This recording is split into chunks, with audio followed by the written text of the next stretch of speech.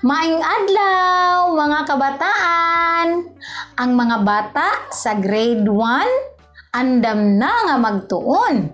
Tungod kay karon ang unang adlaw sa atong eskwela. Kumusta kamo? Kabalo ko nga naghinam-hinam na kamo nga magtuon sa atong mga pagtulunan. Ania kita karon sa pagtulunan sa unang semana sa atong mother tongue. Sige, ako di ay mao si Teacher Helen, ang inyong magtutudlo sa mother tongue. Sige mga bata, sugdan na nato ang atong mga pagtuon. Kinahanglan ana-ana sa inyong atubangan ang inyong mga lapis, papel, ug ang inyong mga module. Andam na ba mo? Sige, ato nang sugdan. Una kita magpadayon, ato usang balikan ang mga nahibal-an na nato ngadtong kinder pata, no? Niadtong niaging tuig nakatunan nato ang mga musunod. Sige daw, tan-aw nako kung kamo adunay nahinumduman sa inyong kindergarten. No, kung nahinumduman pa ba ninyo? Aduna ko'y ipangutana kaninyo mga bata. Kinahanglan, abtik nga magtubag ka nako. No? Sige, unang pangutana. Unsa ang imong ngalan? Ops! Kabalo ko nga ang mga bata kabalunan niini. Ikaduhang pangutana. Pila ang imong edad? Ha? Kabalo ko nga nakatunan na ninyo. Busa, natubag na ninyo. Ikatulong pangutana. Asa ka nagpuyo? Ang mga bata kinahanglan makabalo kung asa sila nagpuyo. Unsa nga lugar ang ilang gipuy-an? Sige mga bata, muadto na kita sa atong pagtulunan. Unsa man ang inyong nakita? Aduna ba kamoy nakita din ha? Nakakita kita og duha ka bata. Usa ka batang lalaki ug usa ka batang babae. Unsa kaha ang ilang gibuhat din ha? Nagpaila-ila sila sa ilang kaugalingon. Atong paminawon kung unsa ang gisulti sa batang lalaki. Paminawa pag-ayo. Niingon siya, ako si Ben Reyes. Unom katuig nako. Ako nagpuyo sa Matina Crossing, Davao City. Nadunggan ninyo ang gisulti sa bata? Sige, ang batang babae. Ang atong tan-awon o paminawon unsa ang iyang gisulti. Niingon siya, ako si Mara Torres. Unom katuig nako. Ako nagpuyo sa Matina Aplaya, Davao City. Karon mga bata, nadungog ba ninyo ang ilang gipanulti? Sa inyong tan-aw ug nadungog, unsa man ang gibuhat sa mga bata? Ang gibuhat sa mga bata mao ang pagpaila-ila. Nagpaila-ila sila sa ilang kaugalingon. Tungod kay unang adlaw man sa klase. Busa, nagpaila-ila sila sa ilang maestra, sa ilang higala, ug sa ilang bag-ong mga classmates. Busa kinahanglan gayud nga magpaila-ila kita aron kita mailhan. Sige mga bata, mangutan ako. Unsa man ang gisulti ni Ben sa dihang siya nagpaila-ila? Ha? Aduna ko'y nadungog nga nitubag ka na ko og niingon, Teacher, gisulti niya ang iyang pangalan. Tama. Ang una, gisulti ni Ben, mao ang pagsulti sa iyahang pangalan. Ikaduhang pangutana. Unsa ang ikaduha niyang gisulti? Gisulti niya ang iyahang? Tama, gisulti niya ang iyang edad. Ug ang ikatulo, mao ang gisulti niya ang? Unsa ang ikatulong gisulti ni Ben? Gisulti niya ang lugar kung asa siya nagpuyo. Di ba? So, tan-awon nato si Mara kung unsa ang mga butang o unsa ang mga gisulti ni Mara sa dihang siya nagpaila-ila. Sige, tan-awon nato. Unsa ang unang gisulti ni Mara? Tama, iyang gisulti ang iyang pangalan. Ikaduha, unsa pa ang iyang gisulti? Gisulti niya ang edad. Gisulti niya ang iyahang edad. Tama. Unsa pa ang iyang gisulti?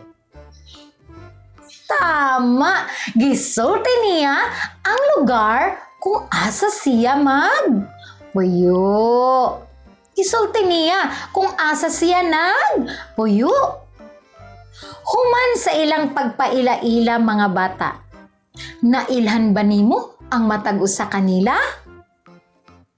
Tama, sa ilang pagpaila-ila, nailhan nato sila.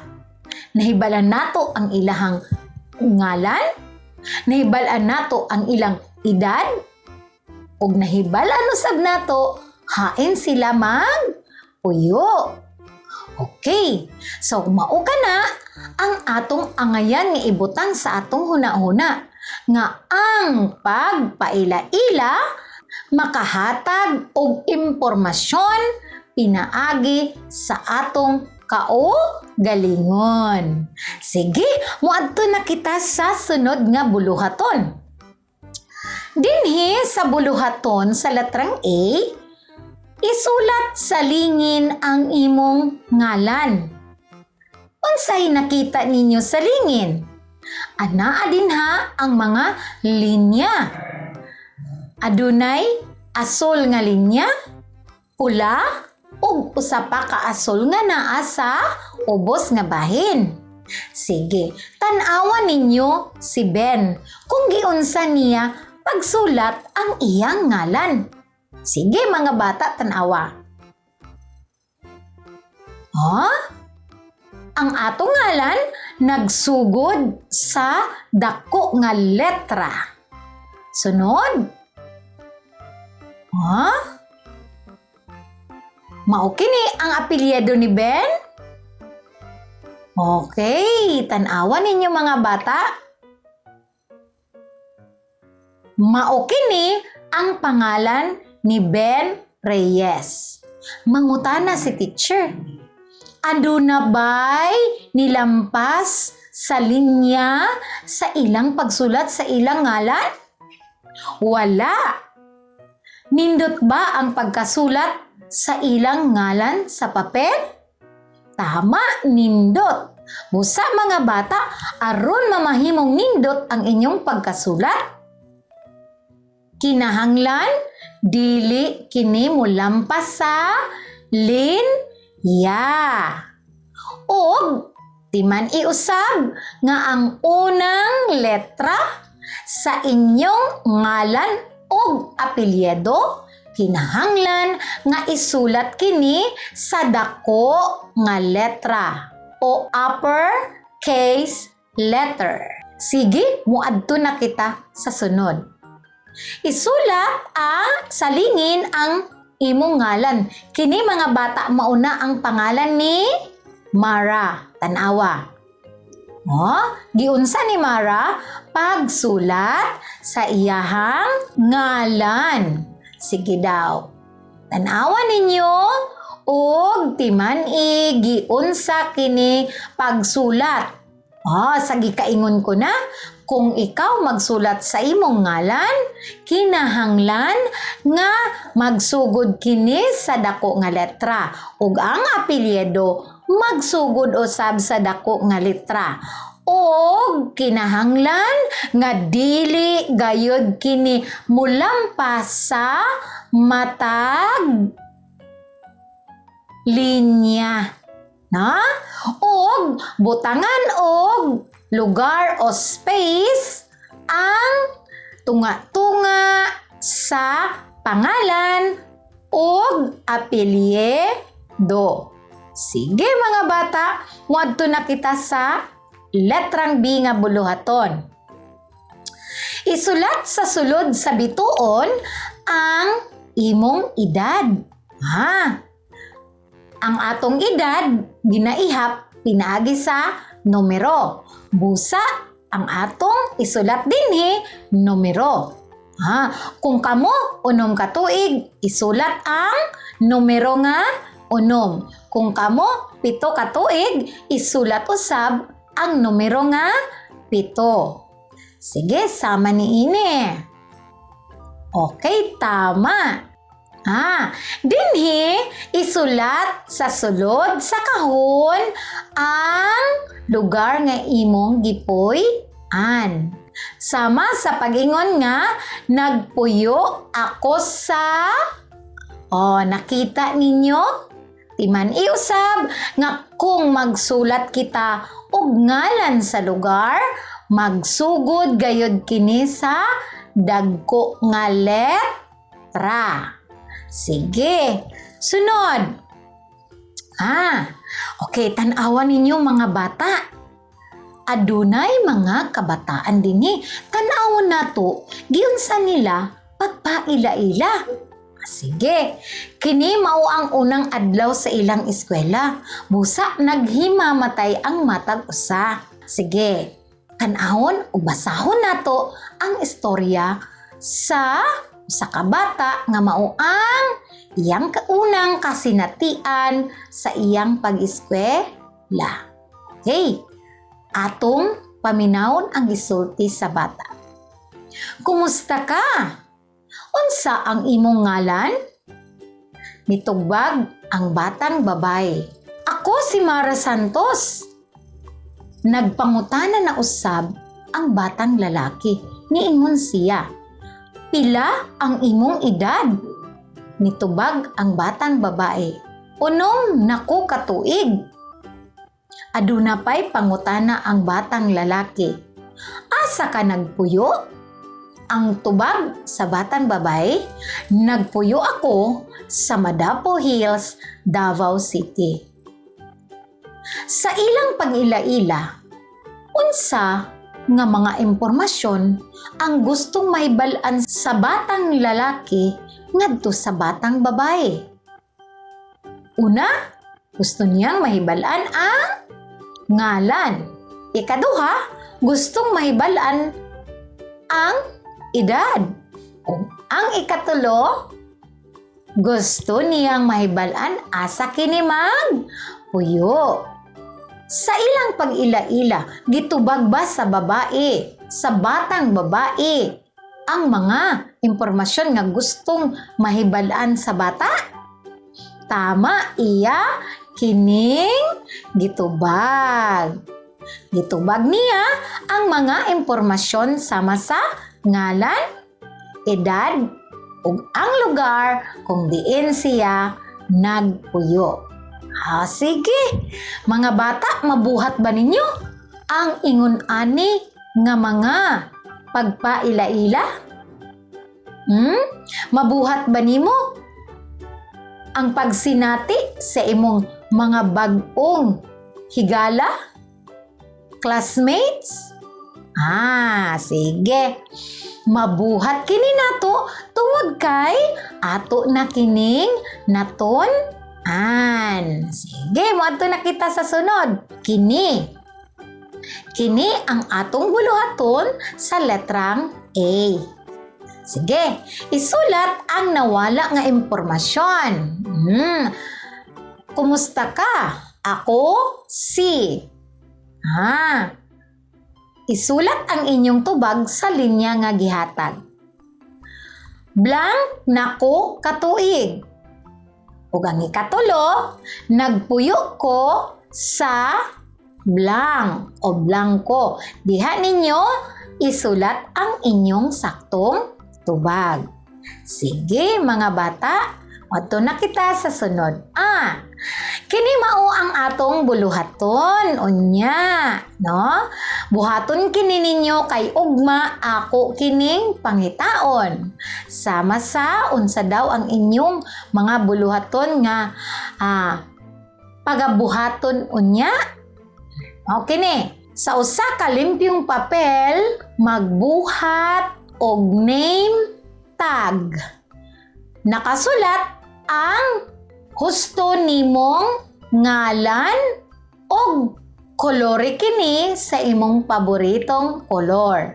Magpatabang ka sa imong ginikanan sa pagbutang og hikot niini. Parehas sa gibuhat ni Mara Santos. Sige, ugma pangitaon ka na ni teacher kung nakahimo ka mo og name tag. Sige, moadto na kita sa sunod nga buluhaton. Idibuho ang imong kaugalingon sulod sa lingin ug isulat ang imong ngalan sa ubos. Kolore ang imong nahimong hulagway. Ug ang sa atong mga pagtuon kaganina, kinilang ang angay nato hinumduman. Importante nga makabalo ka sa imong kaugalingong ngalan, edad, ug Pinoy anan. Nganuman, nga kinahanglan mahibal-an ang ngalan, edad, ug Pinoy anan. Tungod kay kini mao ang mga importanteng impormasyon sa atong kaugalingon.